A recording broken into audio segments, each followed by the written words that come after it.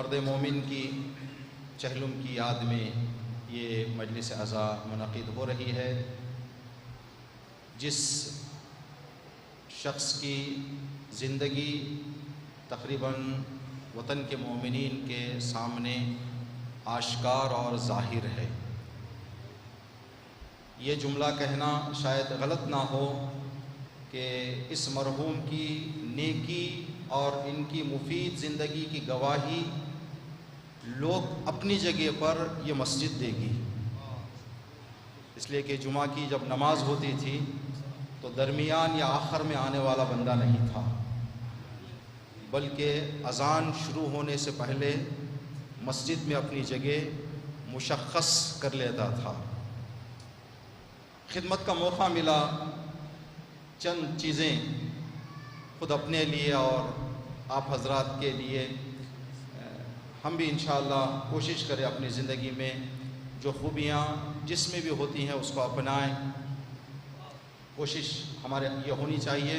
اور ایصال ثواب کی مجلسوں کا ایک مقصد بھی یہی ہے، یہ جملہ ہم مقرر کہا کرتے ہیں کہ مرنے والا اپنی زبان بے زبانی میں ایک پیغام ہمیں دے جاتا ہے، اے میری مجلس میں آنے والوں، میری آنکھیں تو بند ہو گئی، تم اپنی آنکھوں کو کھول لو، تمہارے پاس ابھی وقت ہے، موقع ہے کہ آنکھوں کو کھول کر زندگی کر سکتے ہو۔ کچھ خوبیاں تھی جو مومنین اس بات کو اس غور کر چکے ہیں، وہ بہتر گواہی دے سکتے ہیں۔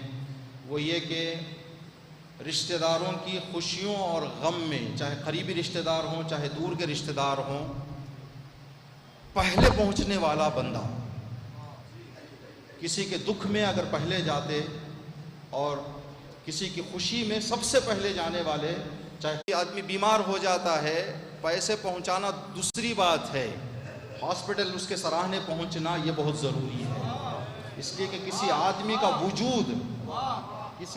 کا وجود جو ہے انسان کے لیے بہت وہ تسلیاں دیتا ہے جو شاید لاکھوں کروڑوں روپئے وہ تسلی اور دلاسا نہ دے سکے۔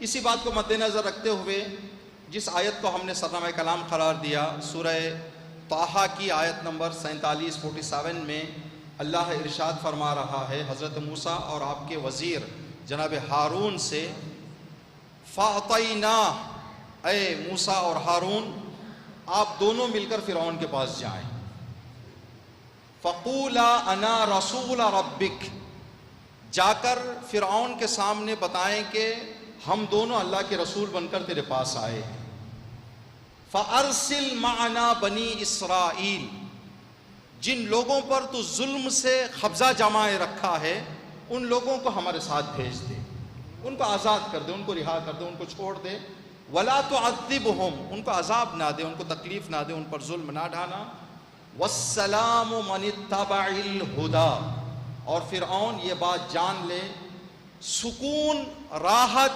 سلامتی، امن، امان دین کی راہ پر چلنے ہی میں بس موجود ہے۔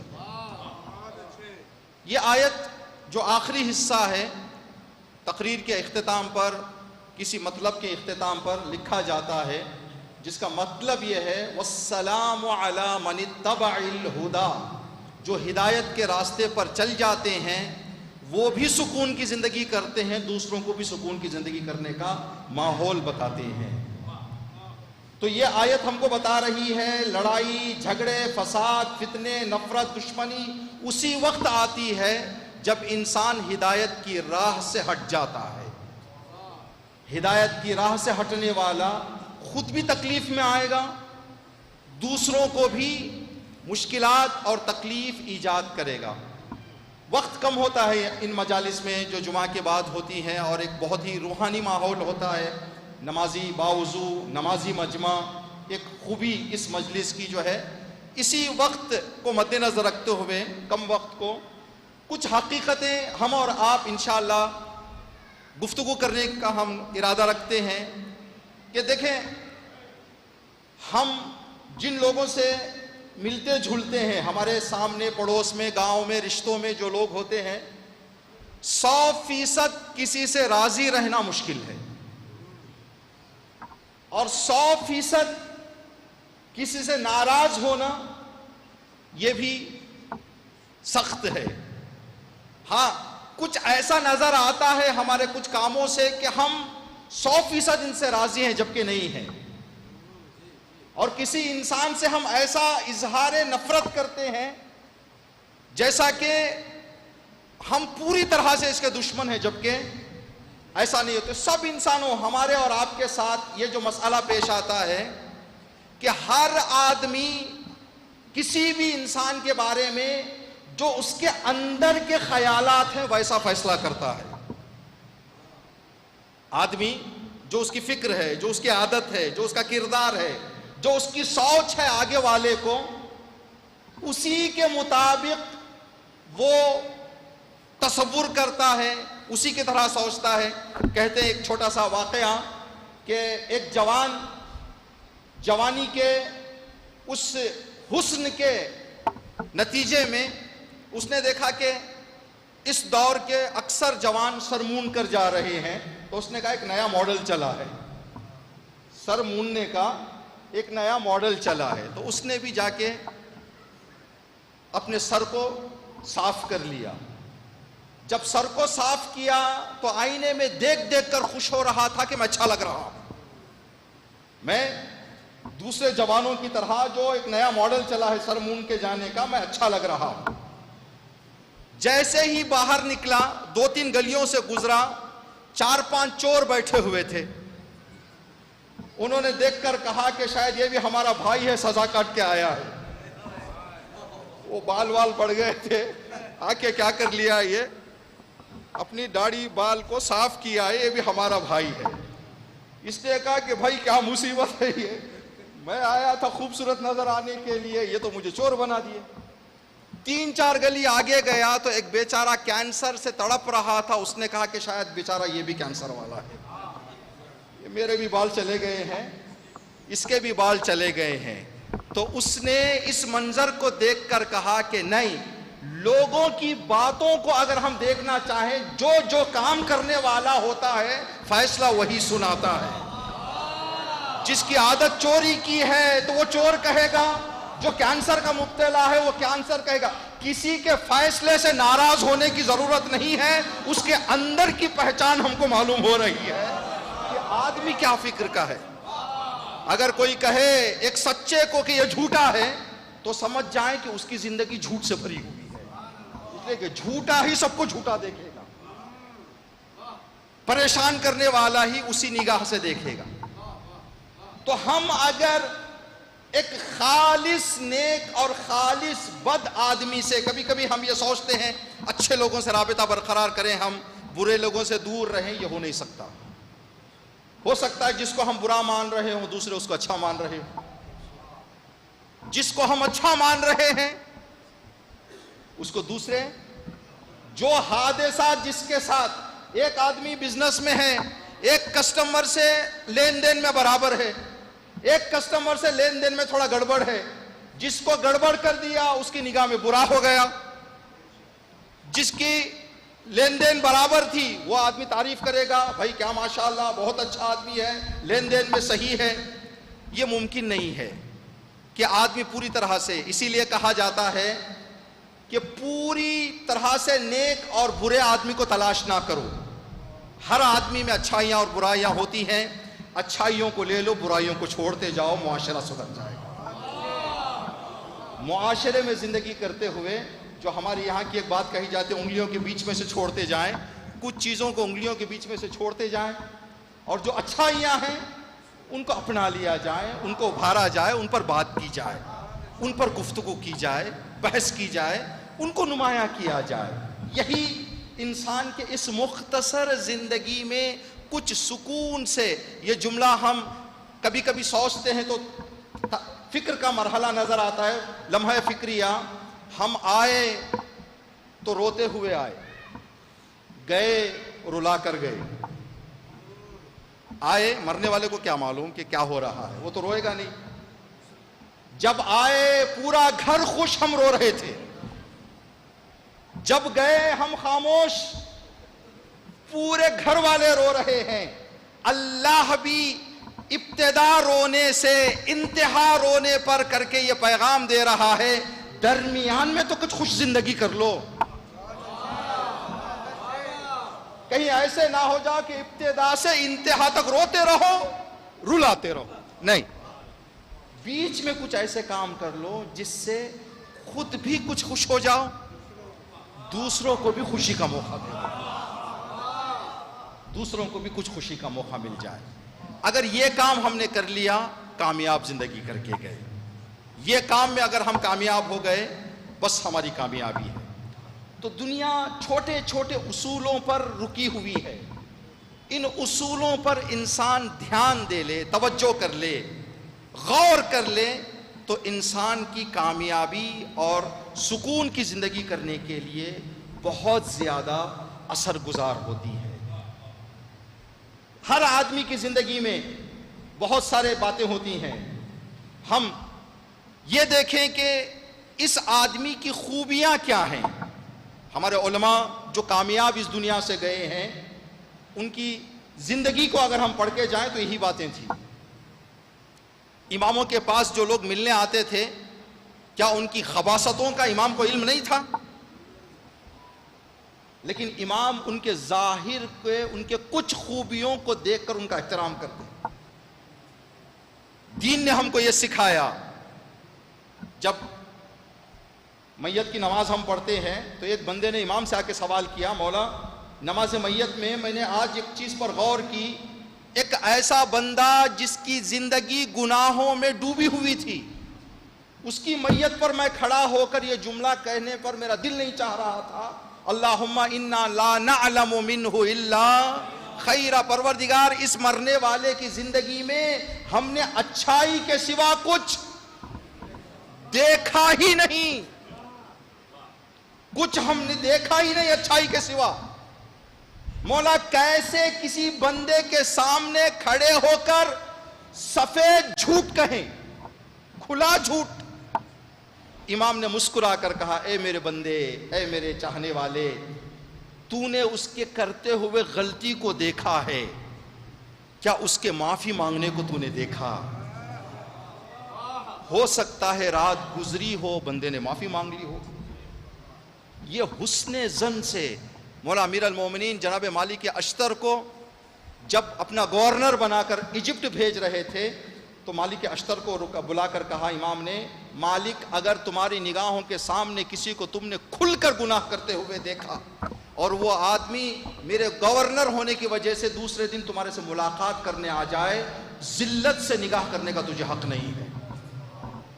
جیسے ہر عزت دار کو تم دیکھتے ہو, اس کو بھی اسی نگاہ سے دیکھو.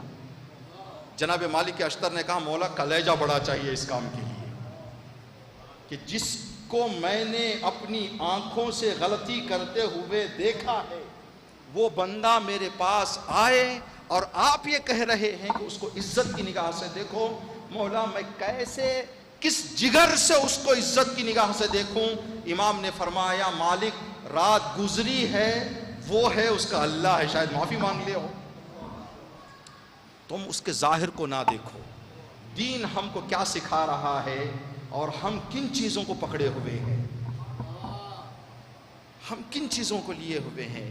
یہی چیز ہے جو اس آیت میں اللہ فرما رہا ہے, والسلام علی من اتبع الہدی. ابھی ہماری زندگی کا کیا طریقہ ہو گیا ہے, بس ایک واقعہ اور انشاءاللہ ربط مسائل. ایک استاد کالج میں, اس کو بتایا گیا کہ فلاں کالج میں آپ کو جانا ہے کلاس لینے کے لیے. تو درد مند استاد تھا, دل سوز استاد تھا, تو اس نے پہلے ہی دن جوانوں کو زندگی کی اہمیت بتانے کے لیے اور زندگی کا ایک اصول ان کے حوالے کرنے کے لیے بیگ میں اپنے کچھ غبارے, بلونز اور سوئی لے کر گئے. غبارے اور سوئی. دیکھا بچے کتنے ہیں, 25. ہر ایک بچے کو ایک ایک غبارہ اور ایک ایک سوئی دے دیا. کہا کہ غبارے میں ہوا بھرو. جب سب ہوا بھر چکے, سب کے ہاتھ میں غبارہ ہوا والا اور ایک سوئی. کہا کہ 2 منٹ کا ٹائم ہے, جو صحیح سالم غبارہ لے کر میرے پاس آئے گا 500 روپے اس کو انعام. غبارہ صحیح سالم جو لے کر میرے پاس آئے گا اس کو 500 روپے انعام. ٹائم شروع تو ایک نے اس کے غبارے کو سوئی لگائی, اس نے اس کے غبارے کو سوئی لگائی, اس نے اس کے غبارے کو. جب 2 منٹ ختم ہوئے تو پورے غبارے ختم. سب خاموش بیٹھ گئے. سار کیا ہوا؟ کہا کہ نہیں, بچے نہیں غبارے. تو استاد نے مسکرا کر کہا بیٹا میں نے تم سے یہ کہا تھا کہ جو غبارہ بچا کر لائے گا اس کو 500 روپے انعام دوں گا. میں نے یہ نہیں کہا کہ دوسرے کے غبارے کو سوئی کرو. اگر کسی نے کسی کے غبارے کو سوئی نہیں لگائی ہوتی 25 لوگ انعام کے مستحق ہو جاتے. لیکن انسان اپنی پوری طاقت دوسروں کے غباروں میں, جیسے ہی کہا ٹائم شروع تو شروع سوئی لگانا. اس نے مجھے لگایا, میں نے اسے لگایا. کہا کہ اگر کسی نے کسی کو سوئی نہیں لگائی ہوتی 25 لوگ انعام کے مستحق ہو جاتے. یہی ہماری زندگی کی حقیقت ہے کہ ہم اپنے چیزوں کو بچانے کے بجائے دوسرے کے کاموں میں سوئی کرنے کی کوشش کرتے ہیں.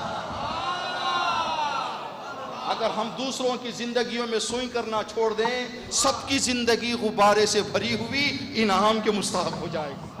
چلتے چلتے اتنا بڑا گھر بنانے کی کیا, سوئی کرنے کی کیا ضرورت؟ جاؤ خاموش. کہاں سے لا لے رہے ہیں, کیا کر دے رہے ہیں بھائی, تم کو حق کس نے دیا؟ جاؤ خاموش. آپ کسی مومن کے اچھے گھر کو دیکھ کر یہ جملہ کہنے کی جگہ یہ کو پروردگار اس کو دینے والے مجھے بھی دے دے, تو پتہ نہیں تمہاری دعا اللہ کو کون سی کب پسند آ جائے. لیکن سوئی کرنے کا یہ کہاں سے لے کے آ جا رہے ہیں, یہ کیا کر دے رہے ہیں. ہمارے مولانا دوست اور امام جمعہ ایک چیز جوانوں کے بارے میں بڑے درد سے یہ بیان کرتے ہیں. مرحوم کی زندگی میں بھی یہ چیز آپ اور ہم نے کھل کر دیکھا ہے. جب سے ہم نے عقل سنبھالی ہے اس وقت تک مرحوم بخشی صاحب کو کبھی بیکار نہیں دیکھا. ہمیشہ جب سے ہم نے عقل سنبھالی کاروبار میں تھے اور مرنے تک کام میں تھے, اور یہی کام میں رہنا ان کی یہ وجہ بنی. جس وقت علی پور میں اکثر سیٹ کے گھر ہوتے تھے ان کا مولڈنگ کا گھر تھا. جب آدمی محنت کر کے کماتا ہے تو یہ سب چیزیں ہوتی ہیں. گھر والوں کا, دوسروں کا خیال کرنے کے لیے جیب گھرم ہو تب جا کے کر سکتا ہے. بیکاروں سے کچھ ہونے والا نہیں ہے. کل سوشل میڈیا میں کسی نے ایک اچھی بات کہی, مخصوصاً جوانوں کے لیے. موبائل ہو سکتا ہے آپ کو ایپ دے دے, موبائل سے روٹی ڈاؤن لوڈ نہیں ہو سکتی. روٹی کھانے کے لیے نکلنا پڑے گا, موبائلوں سے روٹی آنے والی نہیں ہے. موبائل سے روٹی ڈاؤن لوڈ نہیں ہوتی. مرحوم تو مولانا زاہد صاحب ایک جملہ اچھا کہتے ہیں, جو بھی جوان آ کر کہتے ہیں ہم فلاں ادارہ بنانے والے ہیں یہ کام, تو مولانا صاحب جھٹک لے کے جاؤ پہلے. ٹھیک, جب جائے گا آدمی نکلے گا تو یہ وہ چیزیں ہیں. ایک آخری جملہ مرحوم کو انجمن میں رکھا گیا, سیاسی اداروں میں مرحوم کو جگہ دی گئی, بہت سارے جگہوں پر. چھٹے امام کا واقعہ ہے. چھٹے امام فرماتے ہیں دنیا کبھی بیکار سے مشورہ نہیں لیتی. اگر مشورہ دینے کے لائق بننا چاہتے ہو تو زندگی میں مصروف رہو. ایک بندے نے کہا مولا میں نے اپنے گھر کا اکاؤنٹ کیا, بے حساب پیسہ ہو گیا ہے, اب سکون سے جینا چاہتا ہوں. امام نے فرمایا سکون سے تو زندگی چل جائے گی تیری, لیکن عقل مشورے کے قابل نہیں رہے گی. اگر مشورے کے قابل رہنا چاہتے ہو تو بزنس میں رہو, کاروبار میں رہو, بزی رہو, تب جا کر ذہن تمہارا مشورے کے قابل بنے گا. اداروں میں آؤ گے تو مفید بنو گے, انجمنوں میں آؤ گے تو مفید بنو گے, خدمت کرو گے تو مفید بنو گے. بیکاروں کے نہ مشورے قابل ہیں نہ مشورے کے لائق ہیں. ٹھیک, تو یہ قوم دین جو چیزیں ہم کو بتا رہا ہے. عزیزان گرامی, مرحوم کی ایک اور خوبی جو علماء حضرات اس کی گواہی دیں گے جو ممبر پر بیٹھنے والے, جب بھی مصائب پڑھا جاتا تھا مرحوم بخشی صاحب کے چہرے پر نگاہ پڑتی تو ایسے لگتا تھا جیسے دل سے بندہ گریا کر رہا. یہ خوبی تھی مرحوم کی. مجلسوں میں نمازوں میں شرکت کرنا، اور یہ چیز خود اہتمام کرتے تھے، کئی مجلسیں منعقد کرتے تھے گھر میں۔ خداوند عالم انشاءاللہ جوار امام حسین علیہ السلام میں مرحوم کو جگہ عنایت فرمائے۔ یہ ہر بندے کے دل میں ہے، یہ صرف اس لیے کہ مرحوم کی ایصال ثواب کی مجلس ہے تو مرحوم کو ذکر خیر ہو جائے، ہم ذکر کر رہے ہیں، ایسا نہیں کہ یہ خاصیت صرف منفردوں نہیں ہے، دوسروں میں بھی، لیکن یہ مرحوم میں نمایاں تھی۔ بڑا درد سے گریہ فرماتے تھے مجلسوں میں، آخر کیوں نہ ہو، جب 1400 سال بعد ہم لوگ کربلا سنتے ہیں تو ہمارے دل تڑپ جاتے ہیں، ہماری جانیں قربان اس امام کے 35 سال کے گریے پر، جس نے کربلا سنی نہیں ہے بلکہ کربلا اپنے آنکھوں سے دیکھی ہے۔ منہال نے آ کر امام سے کہا مولا آخر کب تک روئیں گے؟ تو امام نے کہا منہال تو نے انصاف سے بات نہیں کی۔ کہا مولا ہر مرنے والے کے مرنے کے بعد، ہر زندگی ختم ہونے کے بعد کچھ ہوتا ہے، غم ختم ہو جاتا ہے۔ امام نے فرمایا منہال یوسف کے بچہ صرف گم گیا تھا، یوسف کا بیٹا، یعقوب کا بیٹا گم گیا تھا، یعقوب کو یقین تھا کہ میرا بیٹا زندہ ہے۔ ایک جوان کے غائب ہو جانے کے نتیجے میں یعقوب اتنا روئے کہ آنکھوں کا بس کی بصارت چلی گئی۔ اے منہال میں نے 72 یوسف کو میرے آنکھوں سے کٹتے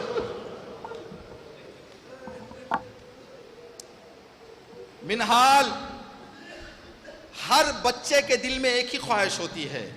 ہمارے ماحول میں 2 خواہشیں جو اکثر جوانوں کو جھنجھوڑا جائے، جوان بزی ہے، کام کر رہا ہے، کیا تمہارے دل میں ارمان ہے؟ 2 ارمان بچہ کرتا ہے، ایک ماں باپ کو زیارتوں کو بھیج دوں، بچوں کے دل میں ہوتی ہے میرے ماں باپ کو میں زیارتوں کو بھیج دوں۔